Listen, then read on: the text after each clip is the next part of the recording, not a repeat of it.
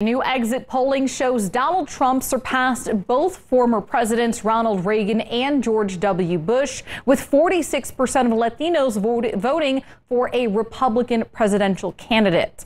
Our Blessing Iwuchukwu spoke with some Hispanic voters who say the community is finally waking up.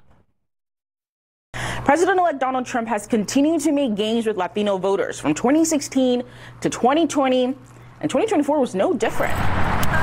Maria Garcia and her board members have been in good spirits since the election results. Oh yeah, that's her. There's a whole lot of people that like the results and are more conservative, but they're not going to speak up. Just a positive vibe out there after the election, so which is good. The Mexican-born immigrant is the president and founder of the Hispanic Republican Club of North Texas. Every time I come to different events and I see other Latinos, I try to reach out to them. When Spectrum News first met her in July, she was celebrating Independence Day with her fellow Republicans. Finally get to see you. Making sure her fellow Latinos knew about their GOP values. That a lot of them, they're in the middle. They're no extreme. November data shows her efforts and many others targeting this demographic worked. Honestly, I feel like they don't really understand why the Hispanic community came out. To me, it was a pocketbook issue with Hispanics. They work, sometimes two people a lot of them, two people in the family work just to keep up. Roman Palomares is the leader of the League of United Latin American Citizens, also known as LULAC. In September, the organization made a historic move. LULAC Adelante PAC endorsed its first presidential candidate. The fact that Latinos have thrown their weight behind Vice President Harris gives her, a little bit more momentum going into the November election. New data showed it did not. Results from the Pew Research Center showed in 2016, 28% of Latino voters picked President-elect Donald Trump. In 2020, that number increased to 36%. In 2024, another spike to 46%.